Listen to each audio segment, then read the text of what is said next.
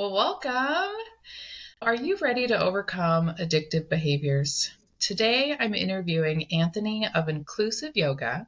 He has a YouTube channel where he offers chair yoga, and I'm going to ask him some questions on healing from addiction through yoga. And my name's MandI Gardner, and I'm a trauma informed yoga teacher as well as a DBT skills coach. Can you share a little about your background and personal journey and what brought you here? Yeah, absolutely. I got in a car accident when I was 23 years old, and it was right out front of my house, but I got a pretty bad back injury from it. And it was all of my thoracic spine, the middle back, was all herniated or bulging discs. So I was in a lot of pain all the time. I started the treatment. I did chiropractic and physical therapy, but I was only 23 at the time. They didn't want to operate at the time. So they just treated me with pain medication. I was on pain medication from the doctor for over a year, and then I gradually became addicted through that. I started getting harder and harder drugs. I needed more and more. By the time I realized what was going on, I was already having withdrawal symptoms. By that time, I was just taking opiates to maintain and feel normal, to avoid the symptoms, avoid the pain. Thank you, Anthony, for Mm. sharing that. Yeah, my pleasure. So, at what point did you realize that you really needed to make a change? What was the turning point that led you to start seeking healing? So I tried to quit on my own many times by getting like Suboxone and things like that, the drugs that they would give you in rehabilitation. And I couldn't, I tried to do it a few times, but it didn't work for me. I was just in so much pain all the time. It got to a point where I was just thinking about killing myself at one point because it Mm. was too much. It was too painful. I didn't know how to get out of that. I didn't see any other options. Luckily, someone helped me and got me into a rehab center. From there, wonderful because I didn't see the possibility, and then I had the possibility. When I was in rehab, they showed us a movie called The Secret, which I think probably everybody's seen now. They showed us that, and that's stimulated that first shift in my mind. It never occurred to me before that I could actually choose my thoughts or have any control over that. Oh, that's beautiful. Yeah, Thank you for sharing that. yeah, my pleasure. So tell us, what initially drew you to yoga as part of this recovery journey that you went through? Yeah, so as I think I mentioned before, I wouldn't consider that yoga. I probably would have said that yoga was not initially part of the journey, then gradually I got to it later. That's just the physical part. The physical part of yoga came 2 years after I was out of rehab. I was 360 pounds. I gained a lot of weight, couldn't exercise, and I wanted to do something about it. I wanted to lose weight, but I didn't know how. That's how I got into the physical aspects of yoga. But yoga was part of my recovery as through the secret. That first mental shift got me on the path of self-inquiry. I started looking at a lot of things about the mind, thoughts, emotions, and how all of that is related. And I would That, say that's how yoga first helped with the recovery for sure. oh, that's great. The eight limbs of yoga, right? There's all these different aspects to it, more than just the movements, really focusing on that shift in the mind and taking ownership of our internal landscape. I think that's one of the beautiful things that yoga teaches us. So, thank you for sharing that. Did you immediately connect to yoga, or was it something that you had to kind of like did it work up slowly? The funny thing is, like meditation and the breathing practices, also the postures, but those two in particular are what really resonate with me now. But at first, I remember the way I got into it was my mother actually gave me a book. It's called Moving Towards Balance by Rodney Yee. It's like a 6-week program. It's a wonderful book for practicing at home, starting a home practice. And it's a great beginner introductory if you do want to check it out. The thing that I remember about it is it sat on my dresser for 2 years. It just sat there because my image of yoga at first, the pictures I used to see were those really old pictures of like there's people Iyengar and all of these originators of yoga postures. And they're wearing like white diapers, it looks like white little things wrapped around your thing. That was my image, men in diapers. And so I was completely uninterested. Like when I don't want to look like that was my other thought because they were very skinny and lean. And that was just my image of it, my honest mental image at the time. Sure. And so I started looking at the book. I opened the book up and I started practicing every day. I don't know what it was. I never missed a day. I only practiced for like 20 minutes at first. And I just hold a couple postures that I could hold, like downward dog a little bit, and literally 15, 20 minutes. That's all what I could do Yeah. every day. Something started Yeah. to shift. In the beginning, I remember I would skip, it was 2 minutes of breathing and 2 minutes of meditation, and I would skip, because I wasn't interested in that at all. But I did the physical, and something about the really long, slow breathing, he does emphasize that. Combination of that and keeping a steady gaze focused on one point, and that ujjayi breath, that soft sound in your throat, like really like just something started to change. I wouldn't say it at the time because I wasn't aware, but afterwards, looking back, that changed something, gradually over time.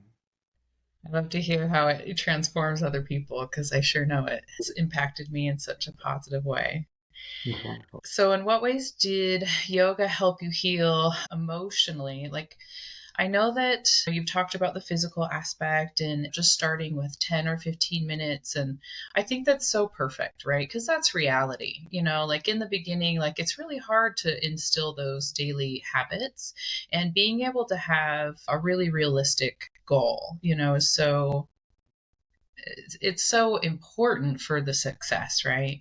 When kind of shifting gears, looking at, well, I mean, yoga helps us with both physical and emotional, but looking at the emotional part, with me having a trauma background and having emotional dysregulation or getting triggered be something that I struggle with, and the audience members that are listening, more than likely a very common thing. So, what's been your experience with emotions and healing from addiction and yoga? How did yoga help you identify them or integrate them into your life? I came to realize that emotional wellness was a very important part of yoga. When I look back, it seems like it became very intellectual at some point, where it's very Mm-hmm. focused on factual knowledge. And there's not really much when you read about in yoga about emotions, except more recently. Mm-hmm. And I really think it's like the deeper level of healing. I really feel in myself like emotional wellness is the basis of everything that needs to be healed, essentially. Definitely the root of addiction, for sure, mine anyway. I could speak for myself, but for sure the root of mine, because the impulsive behavior comes from that Right. energy that's not healed. For myself, it took me a while to get into that part. I can only speak from a guy's perspective. For me, it's a little more like not showing your emotions, not crying in front of people and all of that. So that took me a little while to allow myself to do. I even noticed so much discomfort doing it just alone. You could be in a room with no windows or anything and Mm. still resistance to that. That opened for me when I was in my 300-hour training in India. I had this 2-day release where I was crying for 2 days and let go. And I think for me, there was that initial buildup, like a volcano, so much suppressed that it feels extreme at first. But once that buildup gets up, then it's like settles a little bit. And it's soft, easy, much gentler. I think. Nah. Do you feel like the yoga helped you to facilitate that? Absolutely. It was the last 2 days of my 300-hour teacher trainings. We were there for 30 days in a row, practicing like 6 hours a day. So a full Ashtanga practice and then a Hatha yoga practice every day. So it was Oh, a really wow. lot of yoga, breathing, Yeah. meditation every day. I think maybe all of that over 30 days, the last 2 days, it started to Yeah. come up, And That's so and beautiful. even to manage it, the breathing helps so much. Like even just deep breaths helps manage those emotions. It's not overwhelming to your body, your nervous system. You can handle it. 100%. Yeah, that's what the yoga has taught me, just to be able to breathe in discomfort. And when that impulse or compulsive behavior comes up, just being able to breathe through it and then also allowing yourself to distract yourself in that moment. Like it's okay to distract yourself to get out of that impulsive behavior, to switch gears, whether that's going for a walk and deep breathing or doing yoga. Yoga really is coming to your breath, taking a pause and trying to observe, like, okay, there's that impulse, there's that want, but I'm going to breathe through it. And then, eventually it passes, right? And eventually we can kind of move on without that sensation. Has that been a similar experience for you?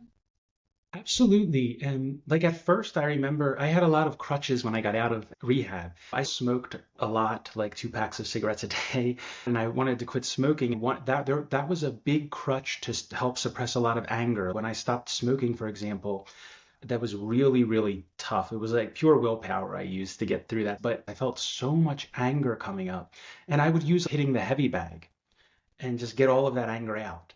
Like doing something like that that's very, very strenuous and get all of that energy out. A still practice that helps tremendously is just like shifting perspective on it. To be honest, it helps a lot of people. I notice is shifting your perspective that like our emotion, what we call our emotions are feelings, right? They're sensations. We call them feelings because we feel them like sensation in the body. So instead of like looking at it like something uncomfortable, we have that impulsive reaction to, I don't want to feel this thing. Like it's like a reaction to it. Then sitting with it and like curiously observing like this, there's an uncomfortable sensation in my chest and breathing and just sitting with it and allowing yourself to experience it. That can be more intense at first if it's suppressed for a long time, of course, but Mhm. gradually sitting with it, it gets lighter and lighter to where it just feels like sensation eventually. Okay, there's an uncomfortable sensation. Or I feel angry. It's okay. Instead of trying to, I shouldn't feel angry or this is bad kind of thing. Yes, that's so perfect. Thank you for that. All right, what's the next question? So, looking at controlling triggers, if someone is about to get triggered or emotionally dysregulated, or if they're feeling the anger starting to bubble up, what's your go to technique to bring that down in the moment? Anger, for me, the way I experience it is a very unique emotion in the sense that there's tons of energy behind anger. Like anger has a lot of energy in it. In contrast to something like shame or guilt, you feel more heavy, right? It's less energy. But anger is a very Mhm. energized one. So that I think it's very helpful to get it out some way. Exercise, push-ups, something that really gets some energy out of your body. But besides that, the other thing is that what I like to ask myself a question is what helped me so much during that is like I heard this first about food in reference to food because I also overate so much. And in reference to food, like what am I avoiding feeling? What am I trying to avoid feeling? Like simple question, right? It's hard at first because of course you're gonna have that impulsive energy that's habitual, very strong, and you're just gonna go grab something, whatever it is, the ice cream or whatever. But trying to catch yourself in that process of catching, okay, that energy's coming up. I feel that like, oh, I need to do like this restless energy to get something to calm it, to get rid of it. Then when that's coming up, catching yourself in the act and just saying like, what am I avoiding feeling? And just sitting with it a little bit. If you have to do some physical activity, use that. But if not, if you can just sit with it and feel and breathe and just say okay, like, is it so bad? Like what is it so horrible that I have to get rid of it? Or is it just sensation? Really trying to be aware of what you're actually feeling in that moment and see what it is, because that's where it allows it some space with that presence to come up and move.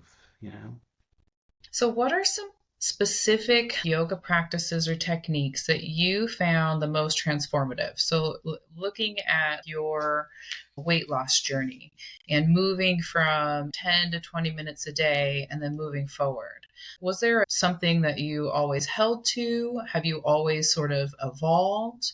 Does that make sense? Different practices help for different things. So the asana, the postures, were the first thing I did, and those completely healed my back. I had herniated and bulging discs in every thoracic spine, and I went to get an MRI 2 years later, and they were gone. There was nothing there. So Wow, that's incredible. yeah, they completely healed it. I think the postures need to be practiced. The way I practice them, that I found they heal best for me, is holding the postures and moving very mindfully with long, slow breaths, eyes steadily locked on one point. It's a very focused thing. And I think in that, there's a lot of energy concentrated. Then the healing happens from the energy concentration, from being aware, right? Feeling in our body, Absolutely. actually being aware of what you're feeling, feeling into areas instead of just going through it quick. physically that can either lessen the symptoms of most physical pain or help people heal themselves for sure. On an emotional level, I think, of course, the postures help with emotions, but the breathing has helped me tremendously. The yoga breathing, the long, slow breathing, and also breath work, which personally I would consider part of yoga, pranayama, the breathing exercises. The way it's practiced is a little different for emotions. People practice it for long periods of time. And then what happens is kind of like you get out of yourself to stop yourself from feeling something. You get so much energy in the body, so much oxygen in the body. You get in a lightheaded state where it bypasses a little bit and a lot of energy comes up. There's some movements, shaking sometimes, crying, laughing, yelling, whatever the emotion is, and needs to come up. And you let yourself do that. So there's one in particular that helped me a lot called transformational breath work. And that helped me a lot as well. So, were there any specific asanas or postures that you always did every day?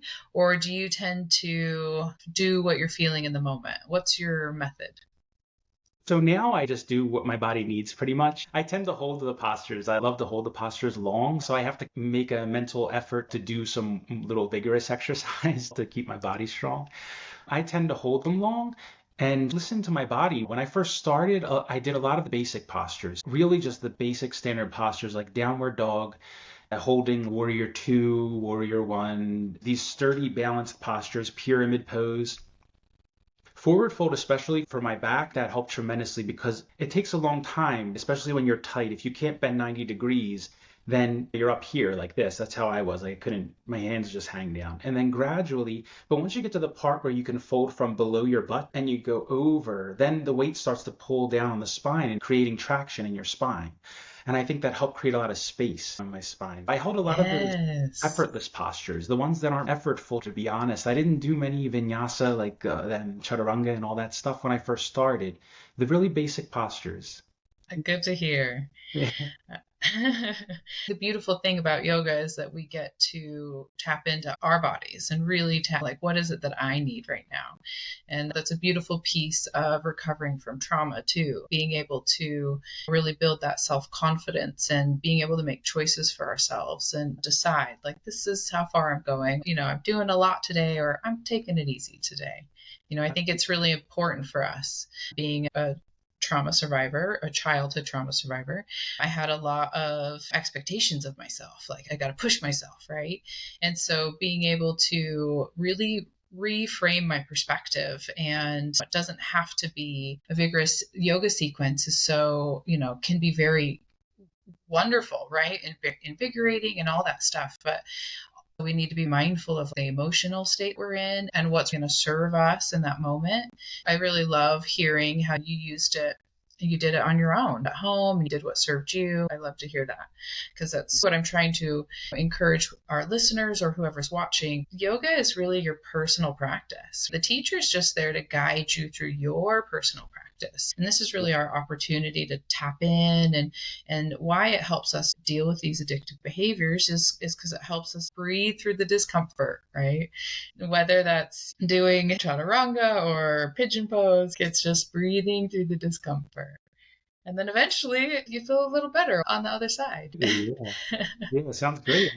I think that's a wonderful thing to work towards. I always naturally try to respect people's space in class. And also, if you want to lay down on the mat the whole time, I don't care. Like do what feels good for you. It's not about me. Totally. It's another thing why it's wonderful how they have all of these different kinds of practice now as well. Because honestly, something like Bikram, for example, wouldn't be great for someone who has a traumatic background to go and take one of those classes because the way it's directed tends to be very militaristic feeling, push yourself kind of Yeah. thing. Something like restorative might be great, or a gentle yoga class. Some teachers are more hands-on. Some teachers are like, hey, like everybody knows their own body. If you are going to a yoga class and you are very sensitive to touch, just taking a moment to connect with your teacher and let them know.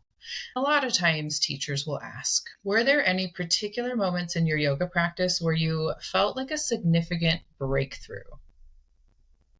Wow, that's such a good question. I mean, I would say many times, to be honest, just with different things. Like, one thing I noticed in my body a lot, and again, maybe because I came from like a really inactive body, I never practiced sports when I was younger, really, except for when I was like really young.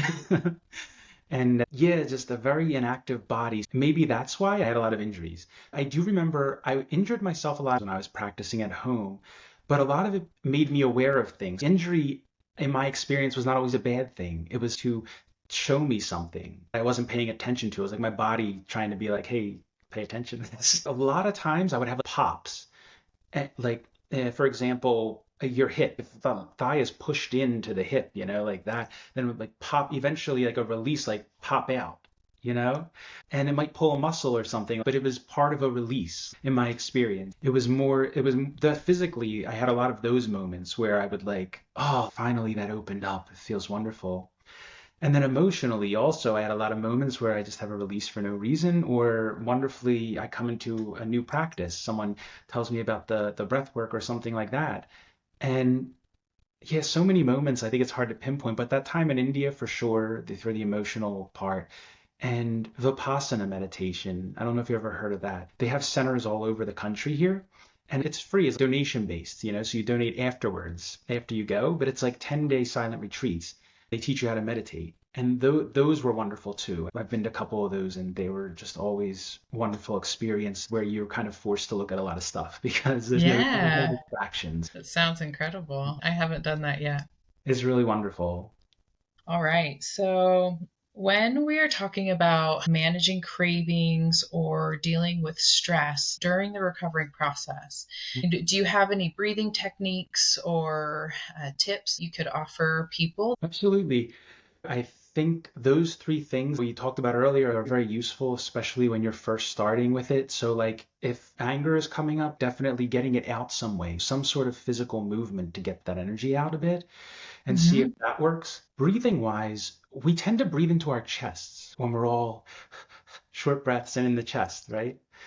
When you're thinking a lot. So, bringing the energy down from your head, focus just on the belly and breathing into around your navel and Hmm. just breathing down into there. Just trying to expand that area calms the nervous system, making your breath a bit longer, not forcing it in any way, but making your breath a bit longer and breathing in down around your navel. That alone will calm your nervous system a little bit. And then the inquiry that we were talking about earlier, is this so bad that I need to react and get out of it, find something to pull myself out of this? Or let me see what's actually happening inside, the sensation. So the breathing, being aware of what is this actually feeling? What does this actually feel like? And is it so bad? And is there some other way I can experience this energy? Can I let it move? What am I avoiding feeling? For my experience, it's always something. If I would go for like, if I'd have an urge to get drugs, or if I had wanted to go to the fridge and get something to eat, or whatever, what am I avoiding feeling? There's something there. It may be uncomfortable to look at, but what am I avoiding feeling? There's some energy coming up because that's that energy to go get something, right? To move, it gets your body moving. So what is that actually that I'm avoiding feeling? It's okay. It's safe to feel. It's just uncomfortable. Very uncomfortable, but it's safe. You can't get hurt feeling your feelings. It's just not comfortable. Thank you for that. That's so perfect. It's Yeah, really so absolutely. true, right? Mhm. Yeah, Yeah. it's just uncomfortable, but we're not going to die. We just have to Yeah. sit through it. Yeah, Yeah, absolutely. Yeah. We just don't want to feel it, but it's not dangerous. right. And then the more I breathe through it and practice mindfulness in those moments, the stronger I can get in those moments. And it still comes up, right? But I Yeah. can cut it off a little bit shorter now. Like, oh, we don't need to go Yeah. there. We're just having that awareness and just having some grace with ourselves, right? Really, I think the bottom line is learning how to really love ourselves. Yoga is a great way to learn how to connect and love ourselves, and breathing, because that's really what yoga is doing, helping us to connect Yeah. more deeply to our breath. So thank you for everything Absolutely. that you've shared so far. Absolutely. That's a beautiful way of saying it. It's absolutely true. Because we tend to get this picture, we have this image of perfection, right? Because outside society, we get this image of what our perfect self looks like, our perfect behavior is, like, external, appearance wise.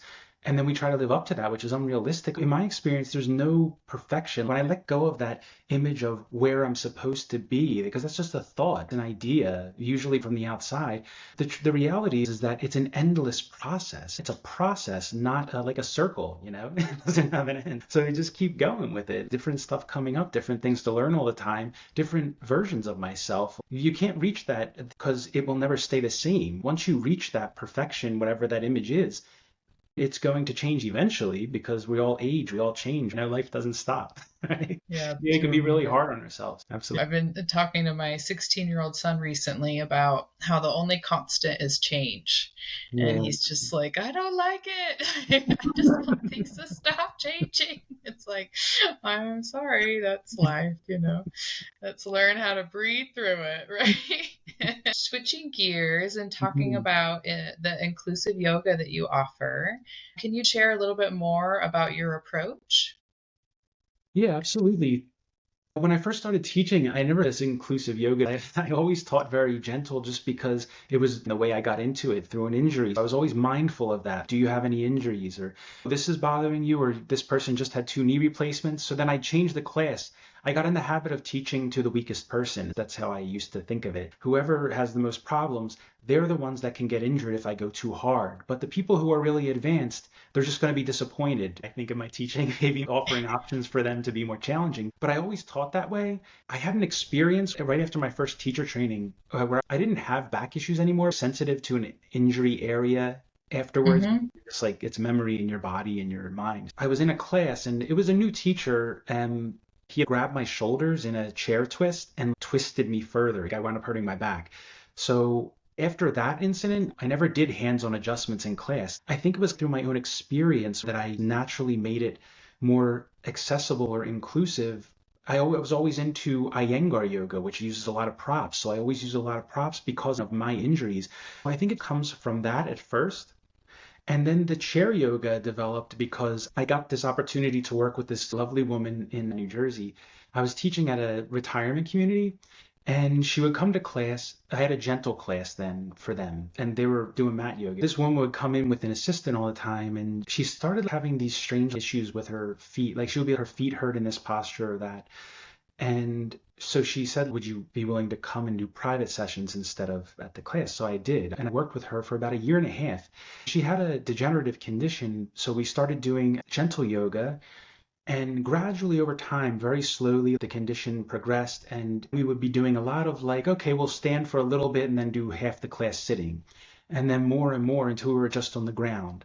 Then we couldn't get on the ground, so we'd start doing just chair yoga and a little bit of standing to keep the legs strong.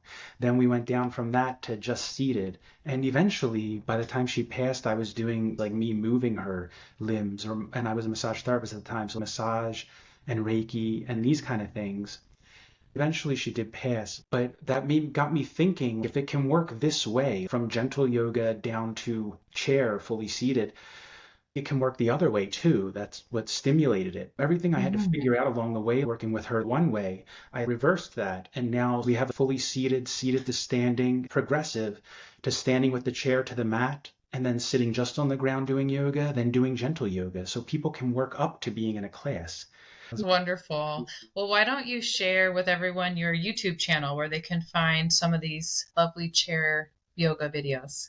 Yeah, absolutely. It's called Inclusive Yoga with Anthony, and you can find it on YouTube. There's different playlists. There's fully seated playlists if you just want to sit, if you're not ready to stand yet. If you can stand with the support of the chair for balance, then there's a seated to standing playlist. There's standing with the chair to the mat, yoga on the ground, gentle yoga classes. So there's everything progressively. You can progress at your own pace. And we even do 30 days of chair yoga every year. Last year we did 30 days of fully seated chair yoga, January 2nd to January 31st. And this year we'll be doing same dates, but seated to standing this year. I was always consistent with my practice. And I think that is the key is it doesn't matter, 15 minutes, whatever it is, but consistency every single day builds up. What advice would you give to people who are intimidated to start? I hear a lot from people, I'm not flexible enough to do that. That's the main excuse. Like, if you're flexible, you don't need to do yoga. Like ballerinas, that will be unchallenging for them, like a contortionist. They could just go into every posture to the fullest. What's the point, right? It's about being inflexible. That's the point. And that's what makes the body heal by slowly letting it open, right? And there's nowhere that you can't adjust the posture to. That's why I love Iyengar yoga, because there's no place in a posture you can't bring the props to and support yourself. You can always find a modification for every posture. You just have to be creative and start where you are. Like sitting in the chair fully seated, just start there and see, and then adjust for your body. Always listening to your body is the other most important thing. Don't listen to the teacher alone.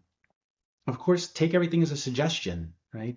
Then check in with the body. Raise your arms overhead. Does that feel okay for my shoulders? Do I have a shoulder issue? Then don't do that. So your body knows best, and only you know what you feel in your body. So listening to yourself first, and then Anthony, I would love for us to do a little breathing exercise. Would you be open to guiding us through that? absolutely, we'll do a little breath meditation. Let the Okay. eyes softly close.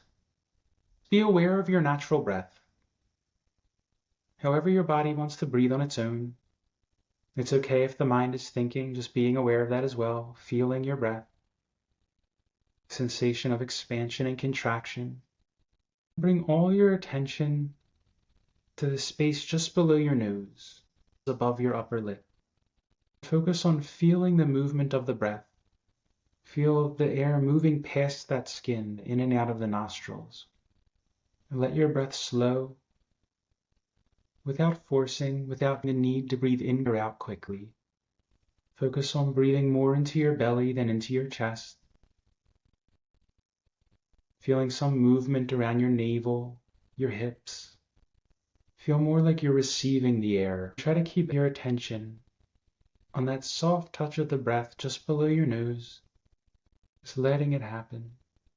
If mind comes in, just come back to sensation of breath, the soft touch of the breath just below your nostrils.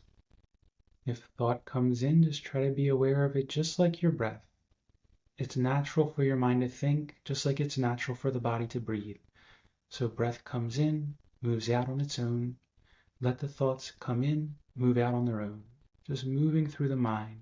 Don't grab onto anything. Don't hold on to anything. Just let it keep moving. Come back to the breath. Feels so good. Simple, with your breath, so simple but so effective, right? And if you Absolutely. can just come to that, then it's okay. Everything's okay. Yeah. So, for those who are listening or watching, when you are feeling that urge, that compulsive behavior come up, or if you are about to lose it, you're getting really angry or really upset, right? We come right back to our breath, maybe excuse ourselves to the restroom, shut the door, and come back to our breath, bringing the awareness to the nostrils, pulls you right out of your mind, right? That's so good. Well, it's such a beautiful technique. And it's just so simple. So I hope you guys enjoyed that. That's what I love about the breath. It's always there. I used to do that when I had a regular job. Go to the bathroom and just breathe a few minutes. Like that. Yeah. Do you have any last thoughts or any last words for those who are watching or listening today? I just say honestly, be patient with yourself, and it's just about starting, right? Don't worry about the result. Don't be result focused. Focus on just one day at a time, one moment at a time, and let go of an image of perfection about yourself, because it's okay. Like we all are. We all have our journey. I love the one, I don't know who said it, but they said every saint has a past and every sinner has a future, right? There's no perfection. Everyone has their path, and what you see now has a lot of stuff behind it. It's not just the way people come, right? And the way people Yeah. are, they could be completely different in 10 years. So it's not about perfection. Don't be ashamed about anything, it's all part of it. That's wonderful advice. Mhm. Thank you so much. Do you have any practical steps that you could recommend for incorporating yoga for those who are struggling with addiction or with the symptoms of trauma? Well, if you are struggling with addiction, these things will help you manage the cravings. For me, rehab was necessary and very helpful to get in that space and have that time away. Getting out of the environment, if possible, to move out of the environment that you're in because everything's around you. And Once out of rehab, these things are very helpful. Even if you're struggling with addiction now, the breathing techniques can help you, the meditation can help you, because things change on a level through these practices, like inside, that we can't really explain why, honestly, in a lot of ways. Hmm. You can try through science, but experientially it's different, right? Like you just feel it and you know. So it's very different, but they can change a lot of stuff. They can help you heal if you do them consistently. Awesome. Thank you so much. And then, of course, practical steps to integrate this into your daily life is that you can hop on YouTube and watch one of Anthony's wonderful videos.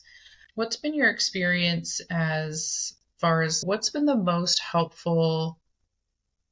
Maybe you've already answered this, and maybe the answer is the same. But as far as trying to prevent relapse or prevent going backward and continuing to move forward in this positive healing journey, what's been your number one?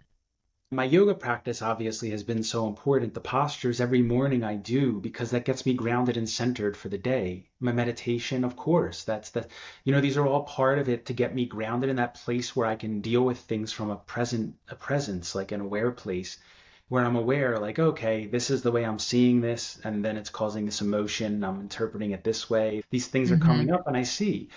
But practice wise, I think it's great if you can incorporate some practice in your day, especially avoiding going on your phone immediately and getting negativity in your face right away or anything like that. Come to a place to center first, even if it's just like breathing or focusing on your breath for 5, 10 minutes, like whatever it is, just being with what is and letting go of everything else for a few moments so you're centered and can move into your day. The morning's like the magical time. If your mind starts rolling in the morning, then it's very hard to stop it once it gets momentum. But if you can slow down first and get centered, remember what's important, maybe some gratitude, whatever helps you get centered, Mhm. accepting things as they are, being present, and then moving into your day from a present place. That's Yeah, wonderful. Thank you. yeah, And absolutely. I know for myself, I really benefited from pre planning my schedule, like pre Mm, planning my day, in the morning, like, okay, what am I doing today? And good. just getting a very clear idea of, like, okay, this is what I'm doing, or this is what I'm doing this week. And having a schedule and being very good about including self care, whether that's walking the dog, doing yoga, or getting a facial. I found for me, it was really beneficial to keep myself busy in a way, bored and lonely, because I felt like that's when the urges of my addictive urges would come up the most. For me to help prevent a relapse, I really found that setting a schedule and also making sure that there was self care in there was super helpful. I don't know if that's helpful for others, but I think it's very important to prioritize your self-care like that. I usually don't do anything until I do my practice. I schedule everything later and intentionally make my day like that. If I can't schedule something later, I'll get up at 4 a.m. and do it, even if I don't like doing that. I'm not a morning person. But if I have to right. in my practice, that's how much I prioritize it. I'm not doing anything in the day until I do this because I know how much that improves the quality of everything I do. Yeah, that's great. Yeah. I feel like environment plays a big role too in keeping ourselves moving forward on this healing path and staying away from old addictive behaviors, whether that's getting rid of friends that might not be the best influence or even just feeling safe in your environment, whether it's at work or at school. Has that been your experience? Yeah, I definitely think everyone is different. For example, my wife, like the environment is very important to her. That has an effect on her.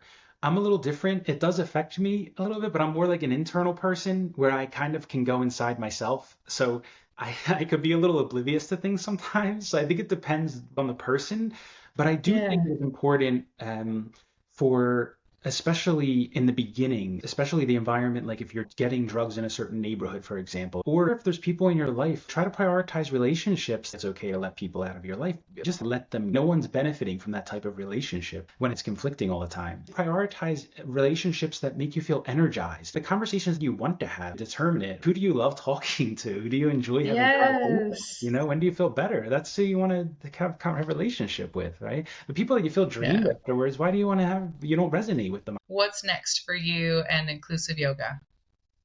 Well, if you're interested in getting into chair yoga, we're going to do the 30 days in January again. So January 2nd to the 31st, we'll do the 30 days of chair yoga seated to standing. If you want to do it, or you have parents or somebody that wants to get into to try yoga, it's very accessible and it will have some standing in it. So it's not going to be just seated if people want to strengthen their legs and balance. And the second thing is I have a chair yoga teacher training coming in February or March. I haven't decided on the exact date.